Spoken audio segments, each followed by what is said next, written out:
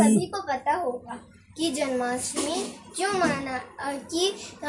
जितने भी हम लोगों के त्यौहार है वो क्यों मनाया जाता है, कि हम लोगों को खुशियाँ मिलती हैं। आज जन्माष्टमी है तो मैं जन्माष्टमी पे आपसे कुछ कहना चाहती हूँ। जन्माष्टमी पे कृष्णा जी का बर्थडे होता है। कंस जो था बहुत अत्याचारी राजा था। वो जब कोई उसके बात नहीं मानता था तब उसे जेल में डाल देता था।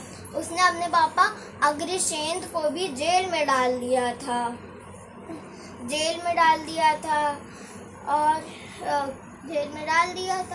तो कंस जो था बहुत अत्याचारी था।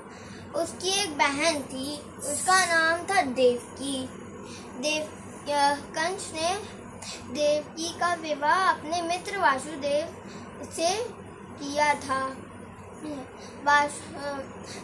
कंस जो था वो अपनी बहन को उसके ससुराल ले जा रहा था।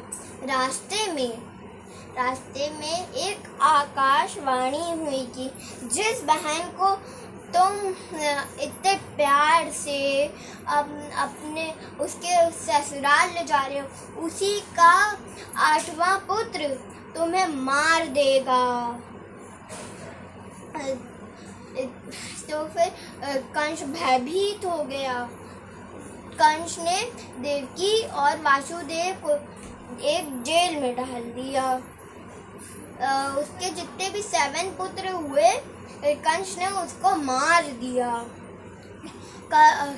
फिर जब 8वां पुत्र हुआ वो कृष्णा जी हुए। तो फिर वासुदेव ने उसको नंद भवन छोड़ आए यशोदा मैया के पास। तो फिर यशोदा मैया के पास छोड़ आए। वहाँ पे कृष्णा जी का जो था जीवन बहुत अच्छा चल रहा था। कभी वो किसी का माखन चुरा रहे थे, कभी वो जितनी भी उनकी शैतानियाँ थी वही लोगों को बहुत पसंद थी। वो यशोदा मैया से शिकायत कर देते थे कि ये हमारे माखन चुरा रहा है। कंस जो था वो बहुत सारे राक्षसों को कृष्णा जी को मारने के लिए भेजता था। उसकी बहन पूतना आई, उसने उसको गोद में लिया, दूध पिलाने का बोला था यशोदा जी से, यशोदा जी ने दे दिया। तो लेकिन पूतना का कृष्णा जी ने वध कर दिया। तो फिर ऐसे बहुत सारे राक्षस भेजे थे कंस ने कृष्णा जी को मारने के लिए। बहुत सारे राक्षस भेजे थे, लेकिन धीरे धीरे कृष्णा जी बड़े होते गए। कृष्णा जी ने कंस का वध कर दिया।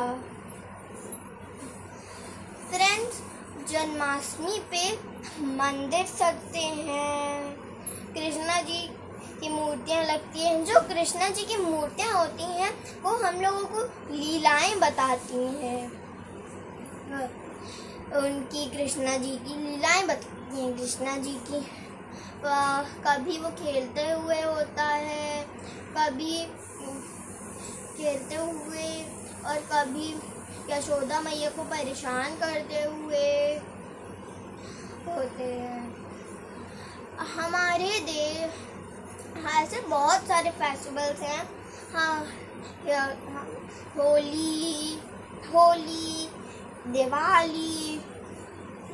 दिवाली, ये सब हम लोग मिलकर मनाते हैं। Thank you.